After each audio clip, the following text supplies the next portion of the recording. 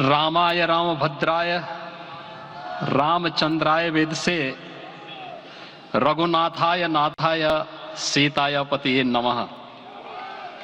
श्री रामलला भगवान की, श्री रामलला भगवान की, भारत माता की, भारत माता की, सरयू माता की, सरयू माता की, जय जय सीताराम।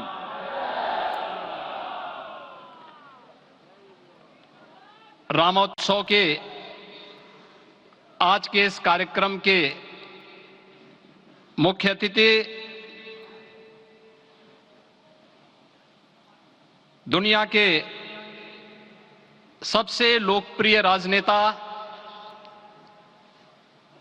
भारत के माननीय प्रधानमंत्री आदरणीय श्री नरेंद्र मोदी जी, राष्ट्रीय स्वयंसेवक संघ के माननीय सरसंघ चालक श्रद्धेय डॉक्टर मोहन भागवत जी, प्रदेश की माननीय राज्यपाल श्रीमती आनंदीबेन पटेल जी, श्री राम जन्मभूमि तीर्थ क्षेत्र न्यास के अध्यक्ष पूज्य महंत नृत्य गोपाल दास जी, श्री राम जन्मभूमि तीर्थ क्षेत्र न्यास के कोषाध्यक्ष पूज्य स्वामी गोविंद देव गिरि जी, महासचिव सम्मान्य श्री चंपत राय जी, देश के कोने कोने से यहां पर पधारे पूज्य संतजन, अपने अपने क्षेत्र के नेतृत्व देने वाले सभी उपस्थित महानुभाव, रामोत्सव के इस पावन पर्व के अवसर पर आदरणीय प्रधानमंत्री जी का मैं आप सबकी ओर से हृदय से स्वागत करता हूं, अभिनंदन करता हूं। इस अवसर पर पधारे राष्ट्रीय स्वयंसेवक संघ के सरसंघ चालक आदरणीय डॉक्टर मोहन भागवत जी का, अन्य समागत अतिथियों और महानुभावों का मैं हृदय से स्वागत करता हूं, अभिनंदन करता हूं। प्रभु रामलला के भव्य दिव्य और नव्य धाम में विराजने की आप सभी को कोटि कोटि बधाई।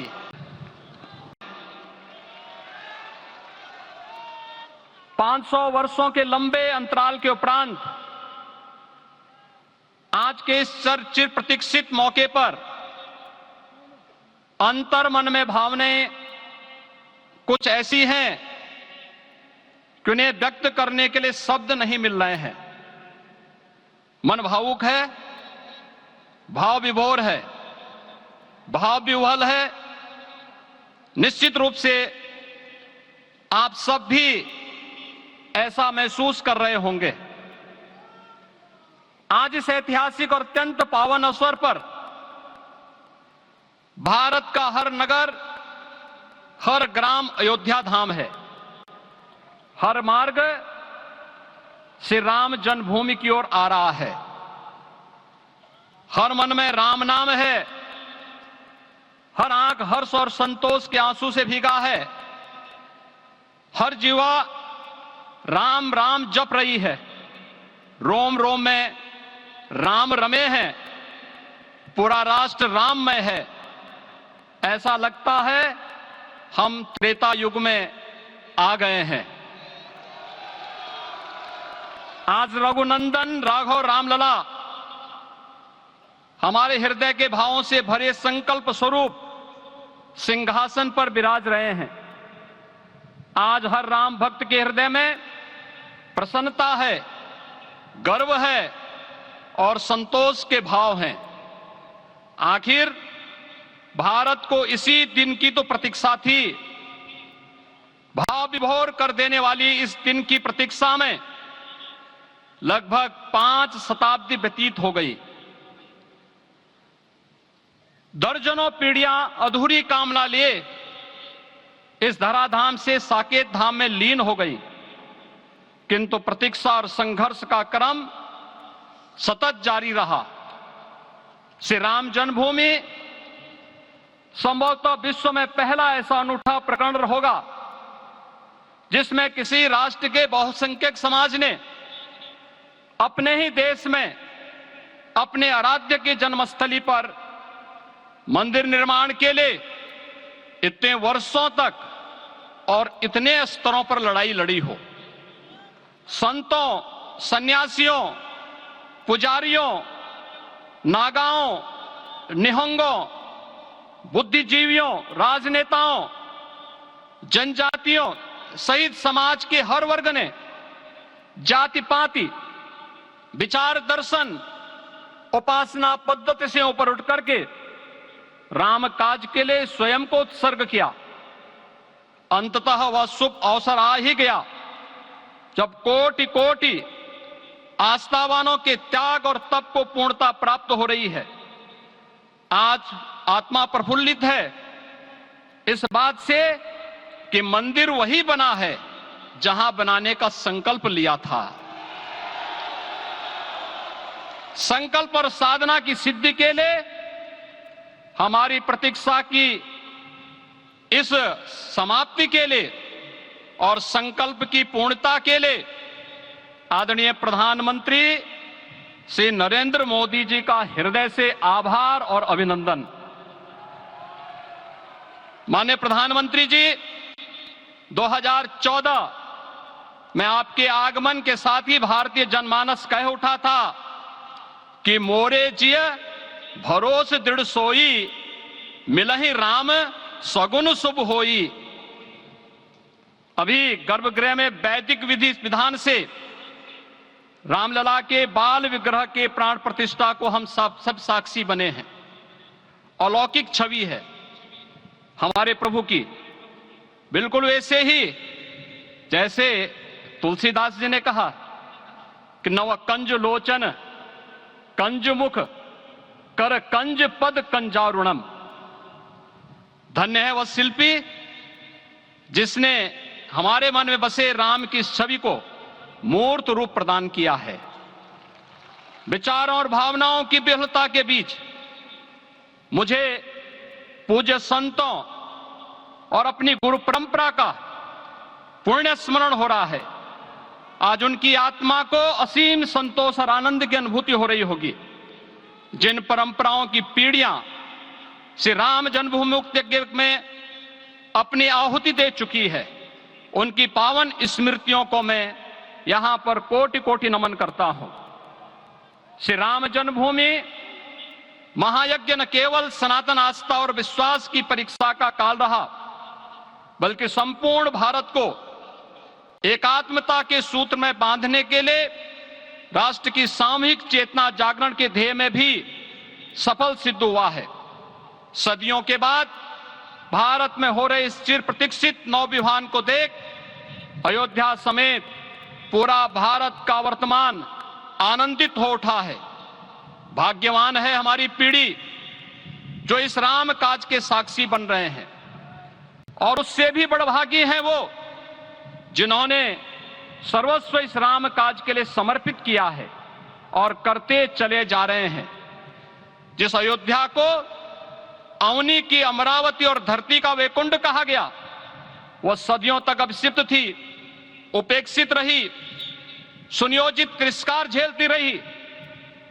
अपनी ही भूमि पर सनातन आस्था पद्दलित होती रही, चोटिल होती रही, किंतु राम का जीवन हमें संयम की शिक्षा देता है और भारतीय समाज ने संयम बनाए रखा।